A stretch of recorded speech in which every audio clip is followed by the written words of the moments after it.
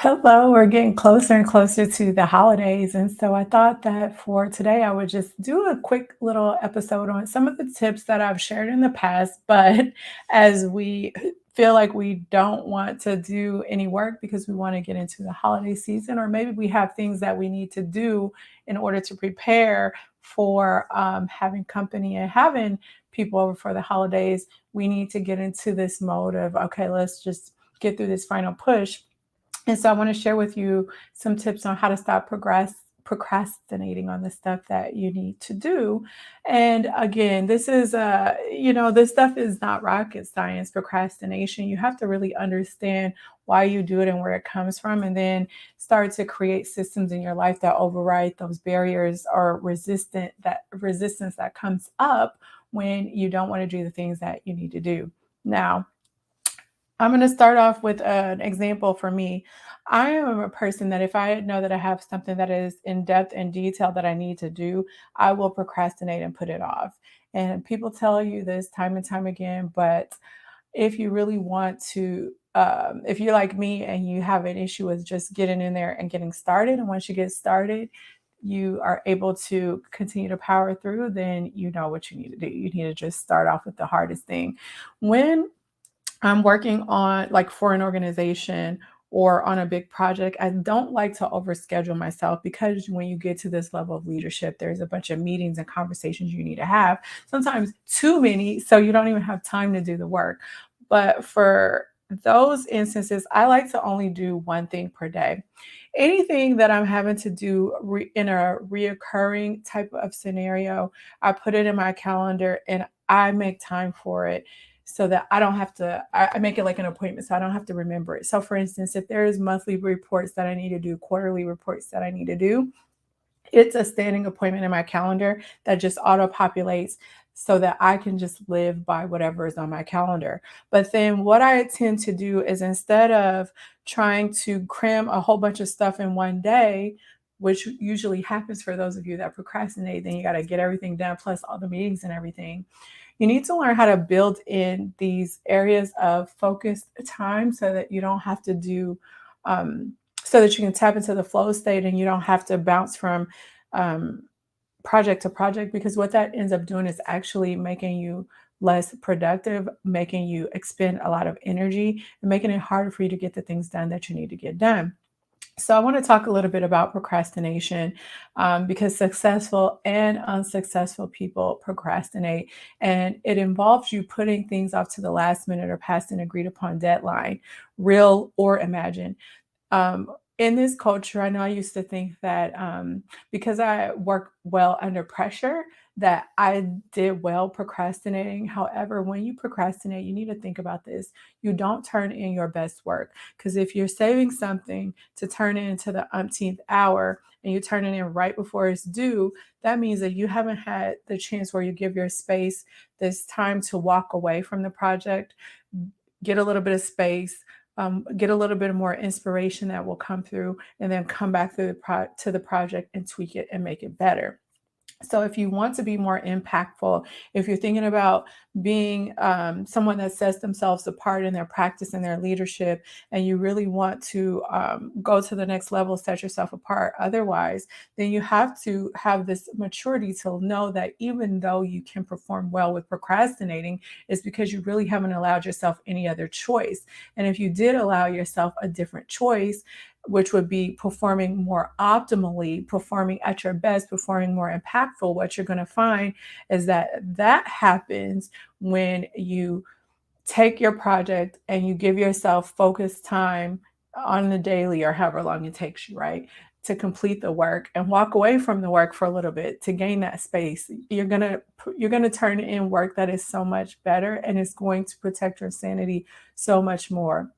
I always talk about there's different types of procrastinators. There are people that will put things off at the last minute, and that used to be me. I thought that I performed better. I have this resistance to getting started to do things. Some of you might be addicted to the stress, but again, you have to realize when you work this way, you're not really turning in your best work. And then there are perfectionists. Again, if you're a perfectionist, truly you're not a perfectionist, because if you wanted to turn in a perfect project, you would start it early so you can continue to tweak it and make it better. So you're a fake perfectionist. Most people that think they're perfectionists are really not. Okay, so the next type of procrastinator is those that are already stretched too thin, and then they can't say no because they have these internal battles and mindset issues about putting up boundaries and saying no. And so you just intuitively end up putting things off because you just don't have the energy to do the things that you said that you were going to do. The biggest, besides number one, the biggest bucket that I see most of the people that I work with fall into is thinking that they're too busy to get things done. However, I- you really, most of the time when people think they're busy, what I find is they're really not getting anything done. Um, and you find that from the results. So if you're busy, you think you're feeling scattered, you're feeling chaotic, look at the results though. Are you getting things done? Is your to-do list not shrinking? Because if it's not, then are you really getting stuff done? People that are getting stuff done are hitting their goals, they're making things happen. And if you aren't doing that, it doesn't matter how you feel, how busy you feel, you probably are not doing things that are value added, or you're avoiding the real work that needs to be done, or you literally don't want to do the work that you're supposed to do, but you don't want to be honest about that and admit that you don't want to do it. So you find all these other things to fill up the space, doing things that you shouldn't be doing instead of what you should be doing. And if you have an issue with that, another episode that may help you is the episode that I did on, I think it was December 21st, and it was about productivity. That might help you out a little bit. So then the fourth type of procrastinators, you just lack focus. You just bounce around from thing to thing to thing. You never get in that flow state that I talked about.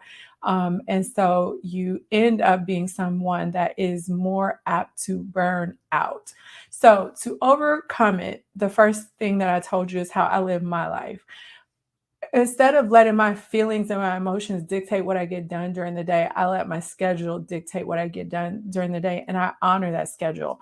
There are only certain times in my life, and they're few and far between, when I'll have things on my schedule and then I'll just really not feel like doing them, and I will honor that. But most of the time, your feelings and your emotions can lie to you. And so I put things on my schedule and I honor it. The second thing is, if you have a habit of overbooking yourself and procrastinating out of exhaustion, then you need to take a break. You need to learn all about boundaries and stuff. I think I've done a lot of content about boundaries, but you need to learn about boundaries, number one. But then number two, you need to learn how to take breaks. Number three, another tip that you can do if you are someone that procrastinates and you're the person that thinks that you're too busy, is to do an honest check-in with yourself. I want you to do a life audit about all the important areas of your life. And does your sense of being busy align with the results that you're producing? And if you are super, super busy, but you're not producing results, then what you need to do is you need to tighten it up, recalibrate. You need to focus on the real work that needs to be done. And when you do this exercise, don't lie to yourself. I want you not to be afraid to dig a little bit deeper, because the answers that are going to help you move forward are there. And it can help you uncover what you possibly are avoiding. So that's my third tip. The fourth tip is to keep a notebook. I have a goal notebook. I teach my clients to have a goal notebook, and it's a technique that we use where we write down inspiration. So for somebody that always gets these ideas and we want to do all of the things, so we get distracted, it's a way for you not to lose track of those inspired ideas and stuff, so that if they light you up and you have time later, you haven't lost something that meant something to you, but you save it for a time where you actually have the energy, the space, and the attention to be able to follow through and to do it. I could go on all day about some tips to overcome procrastination, but I hope that this little short episode was helpful in not only understanding procrastination, understanding that by procrastinating, you're not doing your best work. So, therefore, you're sabotaging your opportunities in your personal and your professional life to excel, to make impact, to turn in your best work, to be your best, to show up as your best. And then some things that you could do about it, 4 things that you can do about it. If you want more help on procrastination, if you want more help on just getting your mindset and your life together so that you feel like you're more in control of the flow of where it is that you're going, your outcomes, your goals, your energy spent on doing the things that matter, then I am accepting private clients. And so if you've been thinking about working one-on-one with a coach and you need help and mentoring and accountability and all the things that come with that, then you can reach out to me wherever you are listening or watching this. And I can help you out with how you can get on track, stay on track, and move forward. All right. I will talk to you in the next episode. Take care. Bye.